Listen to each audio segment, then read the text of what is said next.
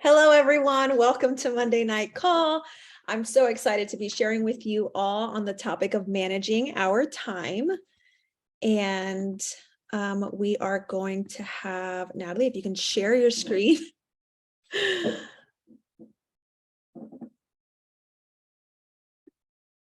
There it is.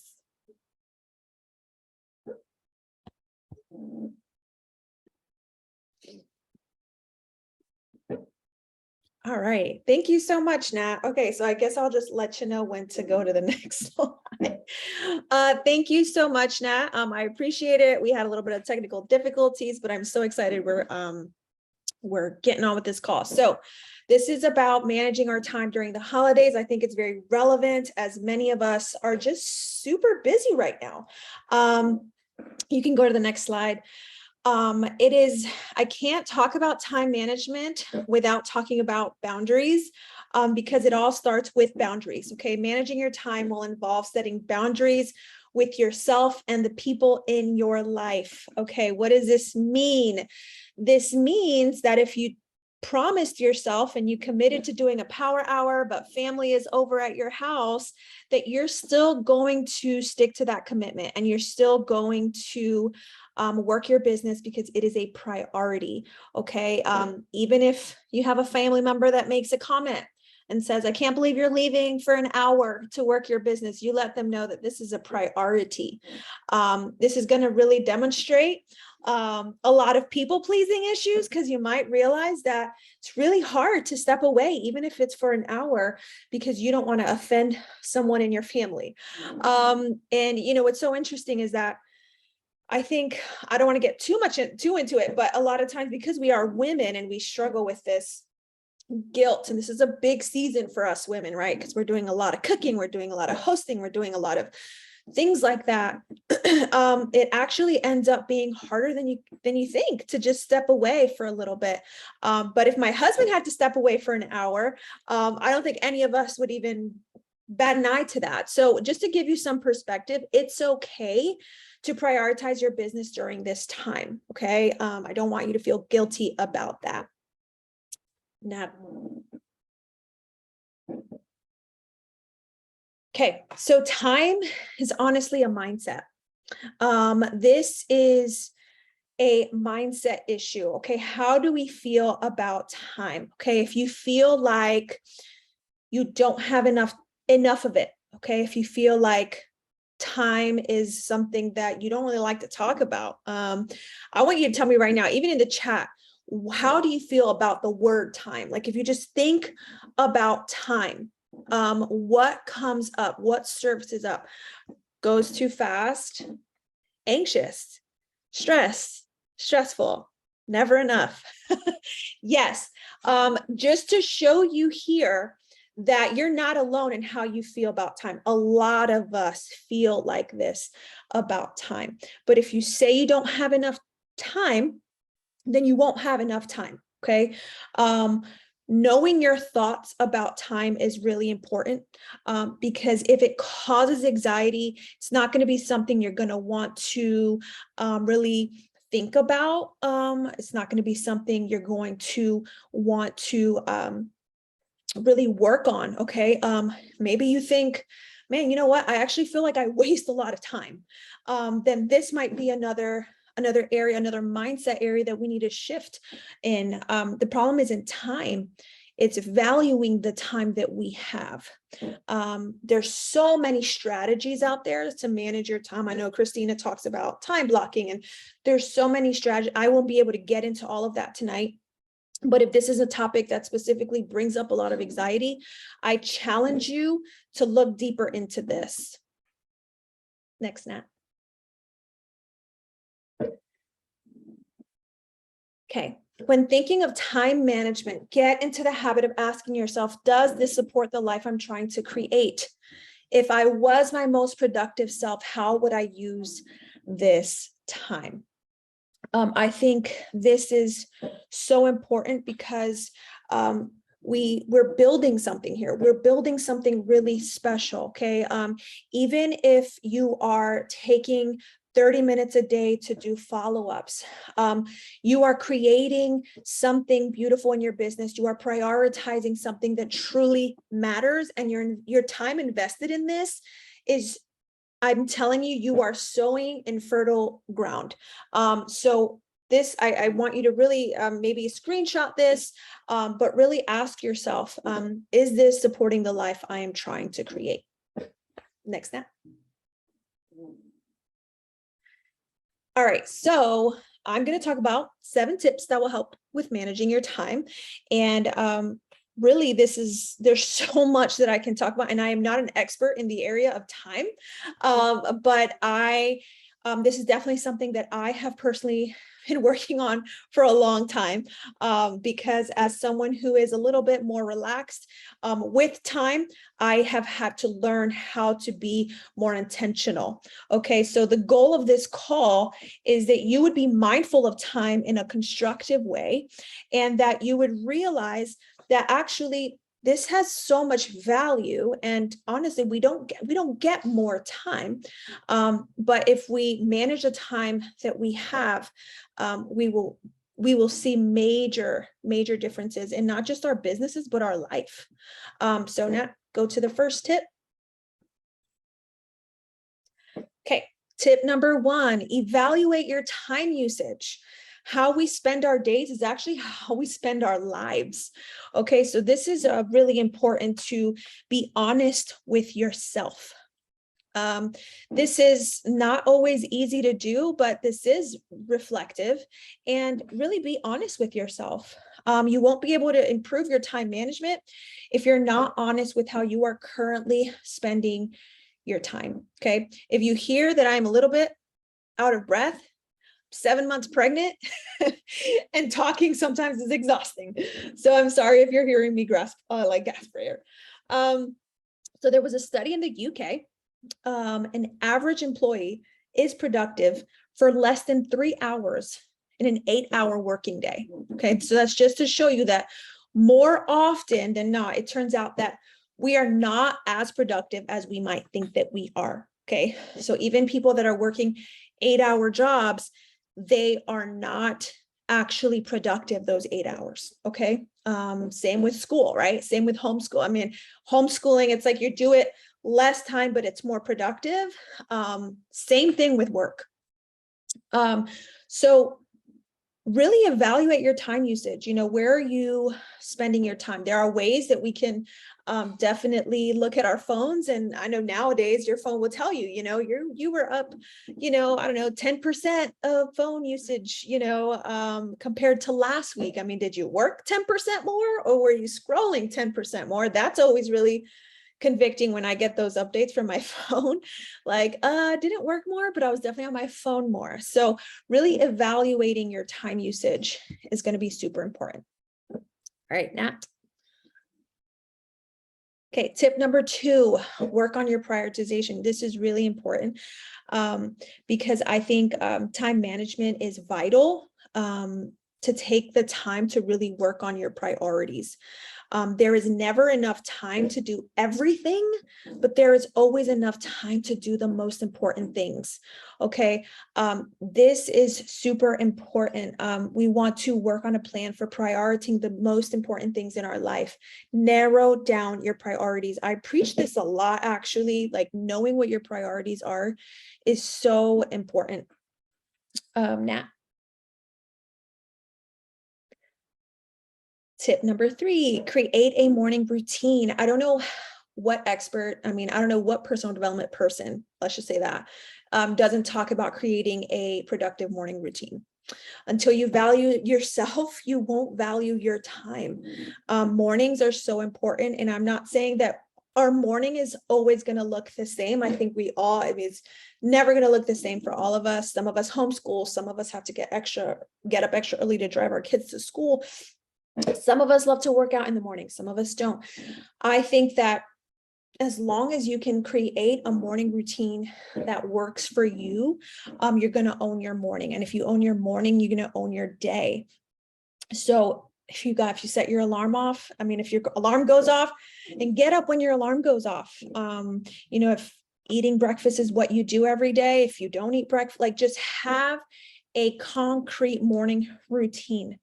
Review your calendar every morning. I've been reading from a few articles that I was reading up on just time management, and they were like, you need to look at your calendar every single morning, really get connected with your day.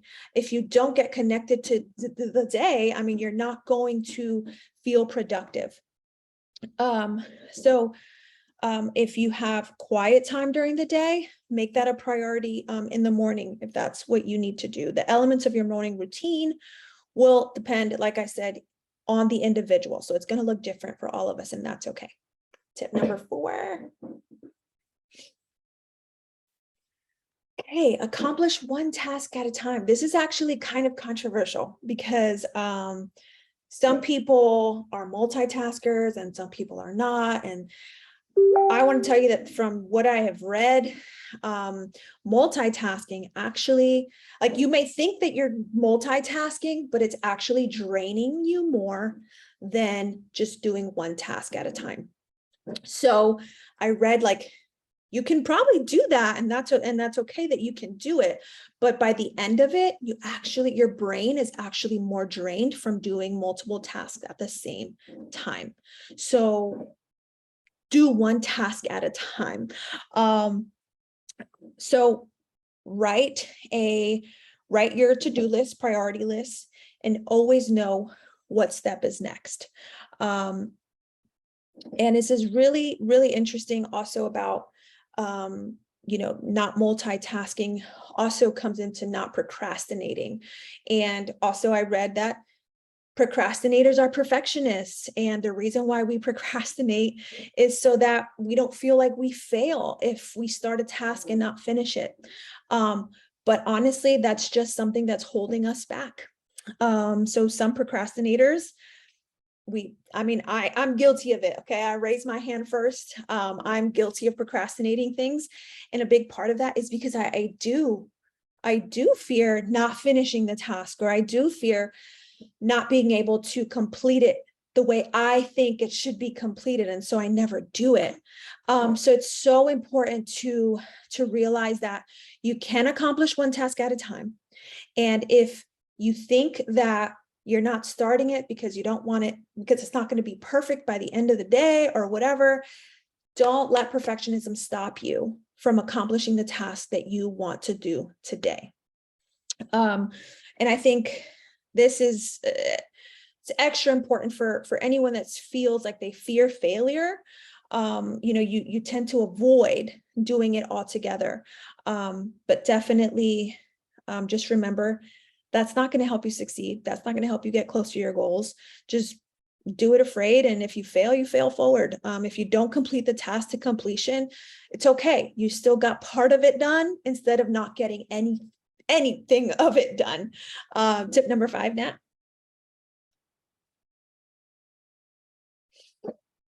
Tip number 5, write down your daily goals. It's so funny because I even tried this today. I had so many things I wanted to get done today. And to be honest, I didn't get to do everything, but I feel so much better that I got to do so much of what I wanted to do. So don't wait, because the time will never be just right. But write down daily goals. I think I do this with my team, start of the month, December 1st, write our goals down. We got our monthly goals, which I think is super important to do. And I definitely encourage you to do that. But writing down your daily goals, getting connected to what your goal is for the day, is going to help you so much more in managing your time. So master your to-do list. Okay. If you have to get a cute notebook, a to-do list notebook, and that's going to help you write down your daily goals down, then do it.